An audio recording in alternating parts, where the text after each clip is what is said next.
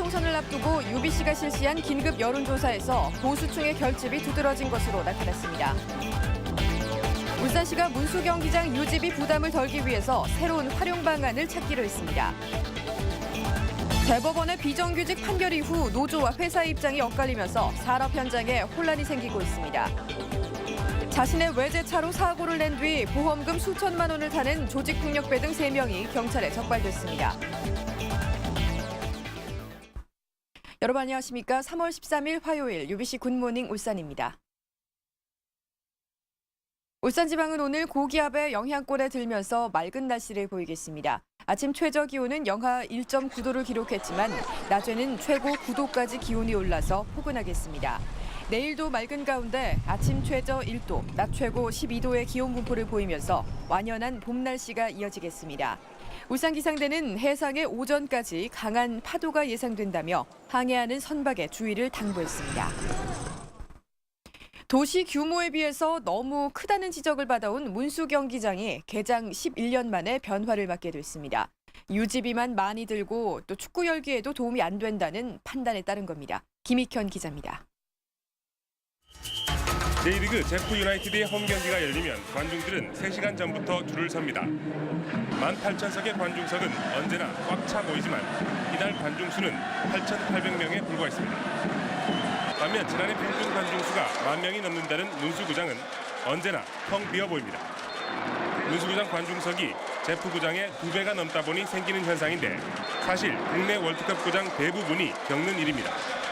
근데 관객이 꽉 차 있고 선수들에게 기를 줄 수 있는 어떤 그런 분위기가 형성이 되는 것이 선수들의 경기력도 더 끌어낼 수 있고 미디어 입장에서도 훨씬 더 폼나게 중계를 할 수 있고 여러 가지 긍정적인 부분들이 있는데 프로축구연맹도 새로 개장한 인천 숭이구장처럼 20,000석 정도의 구장이 K리그에 적절하다고 보고 있습니다. 지금 현실적으로는 아까 그런 숭이 경기장 2만 명 들어오는 경기장은 아주 그림도 좋고 바람직하지 않을까 이렇게 생각이 됩니다. 박맹우 시장도 주례 간부 회의에서 이 문제를 언급했습니다. 박 시장은 한일 월드컵 이후 한 번도 관중석 절반 이상을 채운 적이 없어 다른 월드컵 구장들처럼 거대한 콘크리트 괴물이 돼간다는 지적이 있다며 개선책 마련을 지시했습니다. 울산시는 관중석 상단을 천으로 덮는 방안과 관중석 일부를 다른 시설로 바꾸는 방안을 함께 검토하기로 했습니다. 특히 관중석 일부를 유스 호스텔로 바꾼 일본의 사례까지 연구해 최대한 빨리 대책을 내놓을 계획입니다. UBC 뉴스 김익현입니다.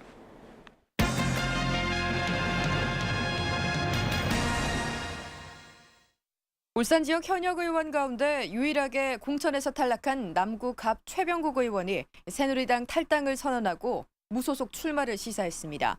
김헌득 후보의 무소속 출마와 함께 남구갑 선거 판세에 적지 않은 변화가 예상됩니다. 선우석 기자가 보도합니다. 울산 지역 현역 의원 가운데 유일하게 공천에서 탈락한 남구갑 최병국 의원이 탈당을 공식 선언했습니다. 삼선인 최 의원은 자신이 친이계란 이유로 공천에서 탈락했다며 이번 공천 결과에 우회적으로 불만을 나타냈습니다. 현 정부를 창출하는 성공이었고 대통령을 도왔기 때문이라고 합니다. 그것이 저희 죄라면 또 선거운동을 자유롭게 하려면 당을 떠나야 한다고 말해 무소속으로 이번 총선에 출마할 것임을 시사했습니다. 새누리당 울산시당은 긴급회의를 갖고 대책을 논의했지만 별다른 결론을 내지는 못했습니다. 빨리 우리가 합심 단결해서 당을 추스리고 승리를 이끌어내는 데 최선을 다하고자 합니다. 앞서 김헌득 예비후보도 새누리당 공천에 반발해 탈당과 함께 남구갑 무소속 출마를 선언했습니다. 남구갑을 아끼는 여러분들이 정의롭지 못한 잘못된 공천이라고 용기를 주셨기에 이처럼 보수 진영은 분열로 치닫는 반면 진보 진영은 단일화 수순을 밟고 있어 남구갑의 총선 구도가 요동치고 있습니다. 한편 새누리당 북구 후보 경선에서는 박대동 전 당협위원장이 후보로 확정됐습니다. UBC 뉴스 선우석입니다. UBC 울산방송은 총선을 앞두고 지역의 민심을 알아보기 위해서 긴급 여론조사를 실시했습니다. 먼저 중구와 남구 을의 여론조사 결과를 이정환 기자가 보도합니다. 먼저 중구 출마를 선언한 5명의 후보 가운데 누구에게 투표할 것인지 물었습니다.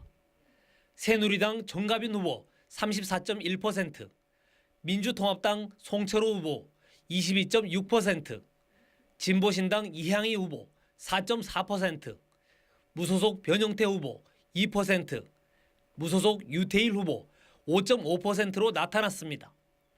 부동층은 31.5%였습니다. 누가 당선될 것으로 보는가 하는 질문에는 새누리당 정가빈 후보 50.9%, 민주통합당 송철호 후보 14%, 진보신당 이향희 후보 1.2%, 무소속 변형태 후보 0.7%, 무소속 유태일 후보 1.6%로 나타났습니다. 부동층은 31.6%였습니다. 남구 을에서 4명의 후보 가운데 누구를 찍겠느냐는 질문에 새누리당 김기현 후보가 39.7%, 통합진보당 김진석 후보 20%, 진보신당 권진혜 후보 5%, 무소속 허원현 후보 4.7% 순을 보였습니다. 부동층은 30.5%였습니다.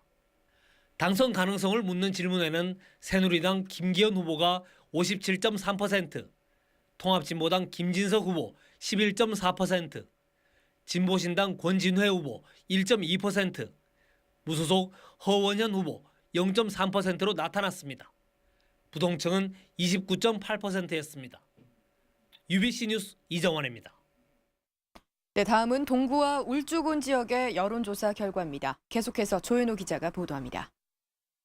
4명의 후보가 출마한 동구에서 누구를 지지하는가는 질문에 새누리당 안효대 후보가 36.3%, 자유선진당 김지준 후보 3.5%, 통합진보당 이은주 후보 22.7%, 무소속 김덕웅 후보 2.7%로 나타났습니다. 부동층은 34.9%였습니다. 당선 가능성은 새누리당 안효대 후보 51.2%, 자유선진당 김지준 후보 2.1%, 통합진보당 이은주 후보 11.6%, 무소속 김덕웅 후보 0.4%로 나타났습니다. 부동층은 34.7%였습니다. 울주군에서는 새누리당 후보와 후보 단일화가 진행 중인 야권 후보 간의 가상 대결 결과 새누리당 강길부 후보 50.6%, 민주통합당 김춘생 후보 16.2%, 부동층은 33.2%였습니다. 또 새누리당 강길부 후보 54.6%, 통합진보당 이선호 후보 17.6%, 부동층 27.8%였습니다. 당선 가능성은 새누리당 강길부 후보 56.8%, 민주통합당 김춘생 후보 8.1%, 부동층 31.2%였습니다. 또 새누리당 강길부 후보 56.8%, 통합진보당 이선호 후보 3.9%, 부동층 31.2%였습니다. 이번 여론조사 결과는 UBC가 서울의 리서치에 의뢰 지난 주말 이틀에 걸쳐 선거구별로 400명씩 모두 1,600명을 대상으로 컴퓨터를 이용한 전화면접 조사 방식으로 실시했으며 표본 오차는 95% 신뢰 수준의 플러스 마이너스 4.9%포인트입니다. 한편 UBC 울산방송은 당내 경선과 무소속 출마 등의 변수로 이번 조사에서 제외된 남구갑과 북구 지역 여론조사 결과를 이번 주 중으로 발표할 예정입니다. UBC 뉴스 조인호입니다.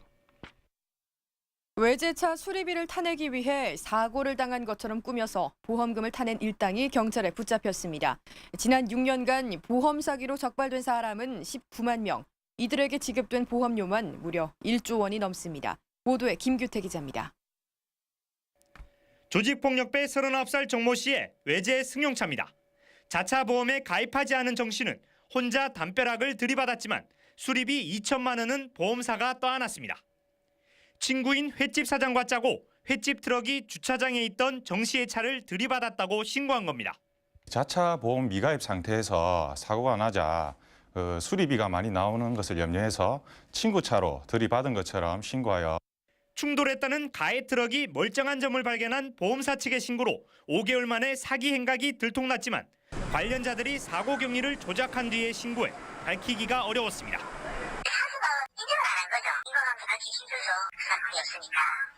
사고 직후 보험사에 신고를 해야 한다는 규정이 없다 보니 이 같은 허점을 이용한 보험 사기도 잇따르고 있습니다. 술을 먹고 사고를 낸 뒤 며칠 뒤에 신고하거나 사고 난 뒤에 보험에 가입해 보험금을 챙기는 일도 종종 발생하고 있습니다. 이 같은 허점을 이용해 자동차 보험 사기 행각을 벌이다 적발된 사람은 지난 6년간 무려 19만 명, 지급 금액만 1조 788억 원에 이릅니다. 엉뚱하게 지급된 보험료는 일반 가입자들의 피해로 돌아오는 만큼 보험사의 철저한 검증을 통한 보험료 지급 대책 마련이 필요하다는 지적입니다. UBC 뉴스 임규태입니다. 지난 9일 울산지방경찰청에서 경찰 수사에 억울함을 호소하며 60대 고소인이 스스로 목숨을 끊은 사건과 관련해 경찰이 본격적인 재수사에 나섰습니다. 경찰은 검찰로부터 숨진 65살 이모 씨의 고소사건 수사 기록을 넘겨받아 재수사를 시작했지만 피고소인은 회사감사 58살 최모 씨가 현재 폐암 3기로 중환자실에 입원해 있어 수사에는 다소 시일이 걸릴 것이라고 밝혔습니다.